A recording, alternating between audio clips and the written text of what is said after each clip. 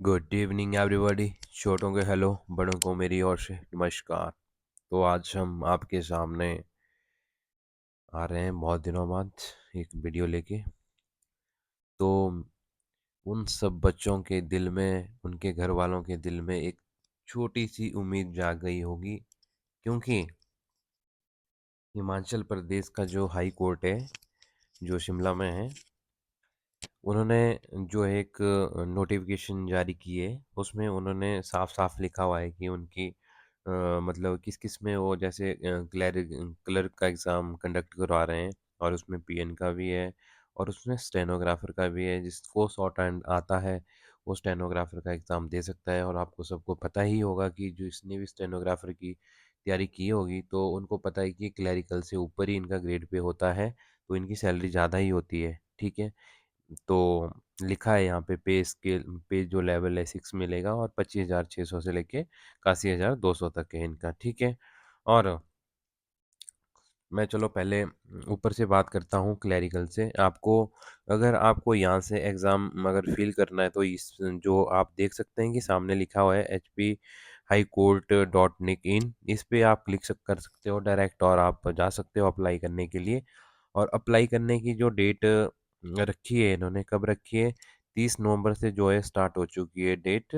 आप form fill कर सकते हो, और 31 दिसंबर तक लास्ट डेट है। और जो फीस आपको डिपॉजिट करनी है वो करनी है मतलब 12 बजे से पहले पहले रात को। लिखा है 11:59 PM, 12 से पहले पहले।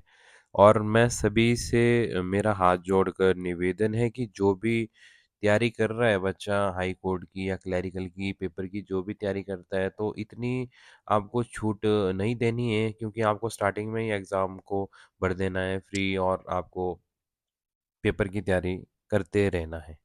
ठीक है। तो पहले पहले ही अपना अप्लाई कर दें, फीस पहले ही दे दें, क्योंकि बाद में साइटें जो होती हैं चलती भी नहीं है कई बार, तो फिर दिक्कत हो जाती है। इससे बेटर है कि आप पहले ही फिल करें पेपर। और सेकंड, अब देखते हैं, ये आपने अगर पढ़ना होगा तो इसको पढ़ सकते हैं कि क्या क्या लिखा हुआ है। और जो ये पेपर करवाएगा, ये करवाएगा हिमाचल प्रदेश का जो the Himachal Pradesh district judiciary staff. ठीक है। और RNP रूल पे जो 2022 के हैं उसके ऊपर एक कंडक्ट कराएंगे एग्ज़ाम। ठीक है। इसमें क्या होता है, इसमें जो डिसिप्लिन और जो कंडीशन होती है इस पे लिखती है, आप पढ़ सकते हैं इसको। ठीक है। तो आप देख सकते हैं पहले नंबर पे क्लर्क लिखा हुआ है, ग्रुप सी का पेपर है। इसका लेवल, पे लेवल जो है थर्ड है, और इसमें 20,000 से लेके 64,200 तक है। सॉरी, 64,000 तक है।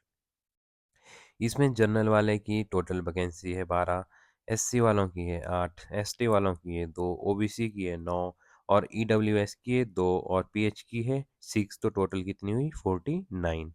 और इसमें जो कॉन्ट्रैक्ट बेस्ड होगी तो वो होगी 14। ठीक है। बाकी होगी रेगुलर बेस पे। ओके। 49 और 14 कितने हो गया, तो ये टोटल इसकी वैकेंसी है, तो ये आपको देख लेना है। ठीक है। टोटल होगी 63। तो इसमें 14 होगी कॉन्टैक्ट पे, और जो रेगुलर है वो होगी 49 पे। ओके। और स्टेनोग्राफर का जो एग्ज़ाम है वो ग्रुप जो ग्रेड 3 का है, ग्रुप सी का है। और इसमें मैंने आपको पहले बता दिया कि इसकी सैलरी ज़्यादा होती है क्लरिकल उस पे। और इसमें है 22 वैकेंसी। 22 वैकेंसी में से ST की 3 है, और जनरल की 2 है, SC की 5 है, और OBC की 8 है, EWS की 1 है, और PH की 3 है। ओके। और इसमें आपको सबसे पहले मैं बताता हूँ कि एक कंडीशन है इसमें, जो स्टेनोग्राफर का एग्ज़ाम है इसमें कंडीशन दी हुई है इन्होंने कि जो आपकी ग्रेजुएशन की डिग्री होनी चाहिए और 50% होनी चाहिए। कोई जो रिकॉग्नाइज यूनिवर्सिटी होनी चाहिए, like Punjab university, Himachal Pradesh university, या दिल्ली यूनिवर्सिटी, या JNU हो, कोई भी हो, पर आपका मतलब एलिजिबल होना चाहिए इसके लिए। ठीक है। और 50% जो आपके मार्क्स जो है वो आप डिग्री में होने ही चाहिए। ठीक है, ओवरऑल। और जो इसमें जो ये 4 जो दिए हैं ना, पॉइंट दिए हैं ना, कंडीशन इनमें से आपके 2 क्राइटेरिया जो है वो होना चाहिए, मतलब पास होने चाहिए आप। या तो मैट्रिक में आपके 75% होने चाहिए, या +2 में आपके 75% होने चाहिए, या ग्रेजुएशन में 60% होने चाहिए, या पोस्ट ग्रेजुएशन में आपके 55 होने चाहिए। इन चारों में से आपके मतलब 2 क्राइटेरिया जो है फुलफिल होने चाहिए, तभी आप एलिजिबल है पेपर अप्लाई कर सकते हैं, अदरवाइज नहीं कर सकते हैं। ठीक है, ये आपको ध्यान रखना है जो भी स्टेनोग्राफर है। और जिसकी अगर ग्रेजुएशन में डिग्री में 50% है, वो एलिजिबल है, ऊपर दिया हुआ है यहाँ पे। ठीक है, और नीचे जो कॉन्ट्रैक्ट बेस है वो 30 वैकेंसी है इसकी। ठीक है, ये आपको देख लेना है। जो ड्राइवर का है, जिसका ड्राइवर के पास लाइसेंस है, वो भी एग्ज़ाम दे सकता है। उसकी सैलरी होगी 21,300 से लेके 67,800 तक। और इसमें एसटी की नहीं है, ये जनरल की 4 है, एससी की 1 है और ओबीसी की भी नहीं है इसमें। हो सकता है कि एक एक हो उसमें, और टोटल जो है 6 वैकेंसी है इसकी। और जो पीएन की है उसकी है 66 है टोटल। इसमें देख सकते हैं, आपकी जो टेबल है यहाँ पे, इसमें पढ़ सकते हैं आप, 64 टोटल है इसमें। ओके, और जो डेली बेस पे होगी वो 2 पोस्ट होगी, तो कितनी होगी? 66 होगी। ओके, और इसमें भी अनरिजर्व एक है और एससी की 1 है। और नीचे आप जा सकते हैं, आप पढ़ सकते हैं कि क्या-क्या लिखा हुआ है इसमें। और ये अगर इंस्ट्रक्शन आपने पढ़ लेनी होगी तो पढ़ सकते हैं। मैंने यहाँ पे धीरे-धीरे नीचे करता हूँ, आप कर सकते हैं, इसमें स्क्रीनशॉट ले सकते हैं ईज़िली और बाद में पढ़ सकते हैं। ठीक है, कि क्या-क्या लिखा हुआ है।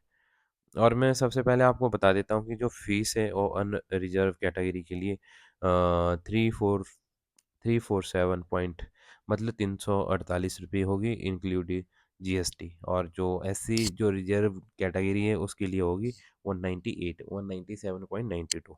ठीक है, और ऑनलाइन मोड होगा इसका फ़ीस देने का। ओके, और जो फ़ीस होगी वो रिफ़ंड नहीं होगी किसी भी केस में, ये आपको पढ़ लेना है इसमें। ओके, और जो एज मैं आपको बता दूं कि 1 जनवरी 2014 से देखेंगे क्राइटेरिया इसका, और इसकी एज होनी चाहिए जो रिजर्व्ड कैटेगरी है और या ईडब्ल्यूएस, तो उनकी होनी चाहिए 18 से लेके 45 तक। और जो रिजर्व कैटेगरी के हैं उनकी एज होनी चाहिए 18 से लेके 50 तक। ओके, और जो एचपी का जो गवर्नमेंट एम्प्लॉय होगा जो इस पेपर को फिल करेगा, पेपर भरेगा, तो उसकी एज है 18 से लेके 50 तक। ओके, ये आपको पढ़ लेना है। और नीचे भी मैं आपको दे देता हूँ कि इजीली यहाँ तक आप पढ़ सकते हैं। स्क्रीनशॉट ले लें आप और देख लो। मैंने आपको बता दिया कि डाउनलोड कहाँ से करना है और अप्लाई कहाँ से करना है। ठीक है, और इसको आप पढ़ सकते हैं इजीली। ओके, यहाँ तक। हाँ, मैं आपको बता देता हूँ थोड़ा अपने तरीके से। अपने तरीके से मेरा बोलने का मतलब है कि हाई कोर्ट की जो वैकेंसी है यहाँ पे, वो नोटिफिकेशन जो आ चुकी है, और आरएनपी रूल पे जो है कंडक्ट होगी भर्ती, और जुडिशरी इसको कंडक्ट कराएगा खुद। और डेट है 30 नवंबर से लेके 31 दिसंबर 2024 तक। ठीक है, और क्लर्क की जो वैकेंसी है 49 रेगुलर है और 14 कॉन्ट्रैक्ट बेस पे है। जो जनरल की 22 है, एससी की 8 है, एसटी की 2 है। इनकी नीचे आपको बोर्ड में देख लेना है। और जो सेकंड जो स्क्रीनिंग टेस्ट होगा वो 2 घंटे का टेस्ट होगा आपका। इसमें जो इंटरनेशनल लिखा है, नेशनल लिखा है, एचवीजीके लिखा है, ये मतलब जीएस का पेपर है। इसमें जो आपकी हिस्ट्री भी आएगी, इसमें आपका पॉल साइंस भी आएगा, इसमें आपका इकोनॉमिक्स भी आएगा, इसमें आपका जियोग्राफी भी आएगा, इसमें आपका सब कुछ ही आ जाएगा। ठीक है, जीएस का मतलब है इसमें इन्वायरमेंट भी पूछ सकते हैं, इसमें से जनरल साइंस भी पूछ सकते हैं। तो आपको 4 को पे ध्यान रखना है, history, geography, political science, economics, इसमें और साइंस का आपको ध्यान रखना है। जीएस में ए इसमें ही आएगा जो कि 70 मार्क्स का है। यहाँ पे एचपी मार्क्स के, एचपी का 30 लिखा हुआ है, इसमें नेशनल 25 लिखा हुआ है, इसमें 15 लिखा हुआ है, तो इसी में ही ये इंक्लूड होगा। तो 70 ये हो गए। और जो कंप्यूटर का होगा 10 मार्क्स का होगा, जो रीजनिंग का होगा और 20 मार्क्स का होगा, तो 30 है, तो टोटल हो गए 100 मार्क्स। ओके, और 2 घंटे का पेपर है। ओके, और जो जब इसमें ऐसा होगा जैसे कि मान लो एक पोस्ट है, ठीक है, एक पोस्ट के पीछे जो है 5 बंदे जाएंगे जो रिटन एग्जाम में पहुंचेंगे। ओके, ये ध्यान रख लेना आपको। जब रिटन एग्जाम होगा सेकंड में, तो ए होगा 80 मार्क्स का होगा, और कितने घंटे का होगा? 2 घंटे का होगा। इसमें क्या आएगा? ऐसे आएगा, और ऐसे आएगा, एक हिंदी में आएगा, एक इंग्लिश में आएगा, और कितने कितने नंबर के होंगे? 25-25 नंबर के होंगे, और इसमें आपको 500 वर्ड लिखने हैं दोनों के। ठीक है, ऐसे के। तो आप राइटिंग कर लो डेली। ठीक है, आप राइटिंग स्किल जो है अपनी बढ़ा दो। और जो इसमें जो ट्रांसलेशन करने को आएगा आपको, हिंदी टू इंग्लिश 15 मार्क्स का, इंग्लिश टू हिंदी 15 मार्क्स का, तो 30 नंबर ये हो गए। 50 और 30 कितना हो गया? 80 नंबर का हो गया। और इसमें भी एक जो नोट करने वाली बात है, इसमें आपको 40% 45% जो है लेके आने ही हैं। तब आप नेक्स्ट स्टेज में पहुंचेंगे और नेक्स्ट स्टेज होगी टाइपिंग। और टाइपिंग क्या मतलब क्या है? टाइपिंग हिंदी की होगी 25 मार्क्स पर मिनट, और इंग्लिश का होगा 30 मार्क्स, 30 की स्पीड होगी, मिनट की स्पीड, ठीक है, 30 शब्द। और इसमें मैं बता दूं आपको 10 मिनट मिलेंगे टाइपिंग करने के लिए, आपको 10 मिनट मिलेंगे। और जो इंग्लिश में आपको टाइपिंग करनी है 10 मिनट में, वो इंग्लिश के 300 शब्द लिखते हैं, और हिंदी के जो शब्द लिखने हैं आपको 250 शब्द लिखने हैं 10 मिनट में। और इसमें भी एक वो है कि जो मतलब आपकी जो 300 शब्द लिखे ना अपने हिंदी इंग्लिश के, तो इसमें भी आपके मतलब कि 30 शब्द जो है वो गलत करने हैं आपने, इससे ज़्यादा नहीं करने हैं। ओके, और जो हिंदी के हैं इसमें आपको 25 शब्द जो है गलत करने हैं, इससे ज़्यादा आप नहीं कर सकते हैं। इसका सीधा सीधा मतलब ये होता है कि आपको 10% से ज़्यादा गलती नहीं करनी है, ठीक है, गलती नहीं करनी, मतलब टाइपिंग में, समझ आया? और जो स्टेनोग्राफर का है मैंने पहले पहले बता दिया आपको, इसमें 22 वैकेंसी है, इसमें 50% चाहिए ग्रेजुएशन डिग्री में आपका ओवरऑल। और इसमें अगर जो मैंने 1 2 3 4 लिखे हैं, इसमें अगर 75% है आपके 10th में तो चलेगा, 75 अगर 12वीं में है तो आप एलिजिबल हो। अगर आपके ग्रेजुएशन में 60% है तो चलेगा, और पोस्ट ग्रेजुएशन में आपके 55% है तो चलेगा। इन चारों में से दो क्राइटेरिया आपके फुलफ़िल होने चाहिए, तभी आप एलिजिबल है स्टेनोग्राफ़र के एग्ज़ाम देने के लिए। शॉर्ट हैंड आपको आना ही चाहिए।